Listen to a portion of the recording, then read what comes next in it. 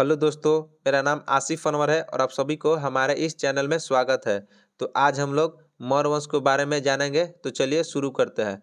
देखिए, जो मौर्य वंश का शासन काल रहा वह 322 ईसा पूर्व से लेकर 185 ईसा पूर्व तक रहा। मौर्य वंश के संस्थापक कौन थे? तो मौर्य वंश के संस्थापक चंद्रगुप्त मौर्य थे। चंद्रगुप्त मौर्य का जन्म कब हुआ था? तो चंद्रगुप्त मौर्य का जन्म 345 ईसा पूर्व में हुआ था। कहीं कहीं पर आप लोगों को चंद्रगुप्त मौर्य का जन्म 340 ईसा पूर्व में ही मिलता है। तो आप लोग इसको देखकर ऑप्शन को टिक कर लीजिएगा। आगे देखते हैं। ये देखिए, यह चंद्रगुप्त मौर्य की एक प्रतिमा है, आप लोग देख सकते हैं। आगे देखते हैं। चंद्रगुप्त मौर्य भारत का प्रथम ऐतिहासिक सम्राट था, जिसका साम्राज्य जो पश्चिम में हिंदकुश पर्वत से लेकर पूर्व में बंगाल की खाड़ी तक फैला हुआ था, उत्तर में हिमालय पर्वत श्रृंखला से लेकर दक्षिण में मैसूर तक फैला हुआ था। मतलब कहा जा सकता है कि अखंड भारत पर शासन करने वाले पहले राजा कौन थे? तो चंद्रगुप्त मौर्य थे।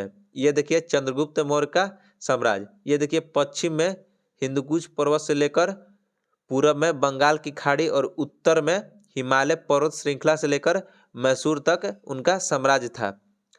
आगे देखते हैं। चंद्रगुप्त मौर्य का जो सीमा है वह ईरान से भी मिलता था।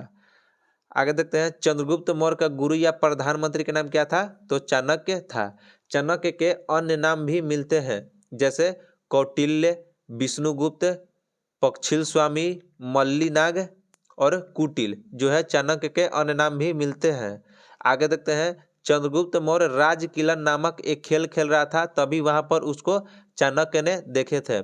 चाणक्य ने चंद्रगुप्त मौर्य को पहली बार कब देखे थे? तो चंद्रगुप्त मौर्य राज किला नामक एक खेल खेल रहा था, तभी वहां पर चाणक्य ने उनको देखे थे। आगे देखते हैं। चाणक्य की सहायता से चंद्रगुप्त मौर्य ने नंद वंश के शासक धनानंद को पराजित करके मौर्य वंश की स्थापना किया था। आगे देखते हैं। चाणक्य के पिता का नाम क्या था? तो ऋषि चनक था चाणक्य के पिता का नाम। अर्थशास्त्र के लेखक कौन थे? तो अर्थशास्त्र के लेखक चाणक्य थे। अर्थशास्त्र प्रकाश में कब आया? प्रकाश में तो अर्थशास्त्र प्रकाश में 1909 ईस्वी में आया था।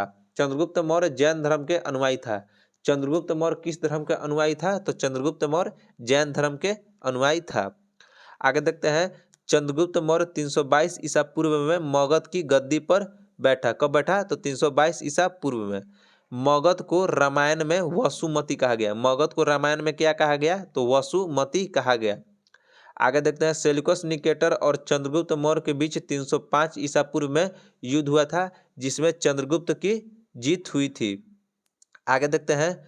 प्लूटार्क नामक लेखक कहते हैं कि चंद्रगुप्त ने 500 हाथी है जो सेल्यूकस निकेटर को भेंट में दिया था। नंद वंश के संस्थापक कौन थे? तो नंद वंश के संस्थापक महापद्मनंद थे। समुद्र से समुद्र तक की सीमा महापद्मनंद ने फैला रखा था। मतलब अरब सागर से लेकर जो बंगाल की खाड़ी है, यहाँ से यहाँ तक महापद्मनंद की सीमा फैला हुआ था। सबसे पहले कलिंग को जीतने वाला राजा कौन थे? तो सबसे पहले कलिंग को जीतने वाला राजा महापद्मनंद थे। दो समुद्र के स्वामी बिंदुसार को कहा जाता है। किसको? बिंदुसार को कहा जाता है। आगे देखते हैं। चंद्रगुप्त की दक्षिण भारत का विजय कैसे पता चलता है कि चंद्रगुप्त ने दक्षिण भारत को जीता था? तो जैन एवं तमिल साक्ष्य से पता चलता है। आगे देखते हैं। सेल्यूकस ने अपने राजदूत मेगास्थनीज को चंद्रगुप्त मौर्य के दरबार में भेजा था। आगे देखते हैं। चंद्रगुप्त के पत्नी का नाम? तो चंद्रगुप्त के दो पत्नी थी, पहला दुर्धरा और दूसरा कार्नेलिया। दुर्धरा जो थी वो धनानंद की बेटी थी और कार्नेलिया जो थी वो सेल्यूकस निकेटर की बेटी थी। आगे देखते हैं। सेल्यूकस निकेटर ने 500 हाथी के बदले चंद्रगुप्त मौर्य को 4 एशियाई प्रदेश जो दिया था। तो 4 एशियाई प्रदेश कौन कौन से दिया था? तो हेरात, कंधार, मकरान और काबुल है जो 4 प्रदेश दिए थे।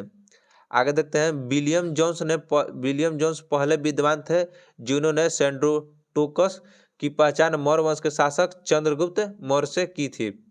आगे देखते हैं। जो चंद्रगुप्त मौर्य का महल था वो लकड़ी का बना हुआ था। जो देखिए चंद्रगुप्त मौर्य जैन धर्म की दीक्षा किससे लिए थे? चंद्रगुप्त मौर्य तो भद्र बाहु से लिए थे। आगे देखते हैं। चंद्रगुप्त मौर्य ने अपने जीवन का अंतिम समय कर्नाटक में श्रवणबेलगोला में बिताए थे। 298 ईसा पूर्व में चंद्रगुप्त मौर्य की मृत्यु हुई थी और चंद्रगुप्त मौर्य की मृत्यु को जैन धर्म में क्या कहा गया? तो संलेखना कहा गया। क्या कहा गया? तो संलेखना। चाणक्य का संबंध है जो तक्षशिला विद्या केंद्र से है। किस केंद्र से था? तो तक्षशिला विद्या केंद्र से था। मौर्य काल में शिक्षा का सबसे महत्वपूर्ण केंद्र कौन था? तो तक्षशिला को माना जाता है। तो चलिए दोस्तों, आज के लिए इतना ही। मिलते हैं अगले वीडियो में। धन्यवाद।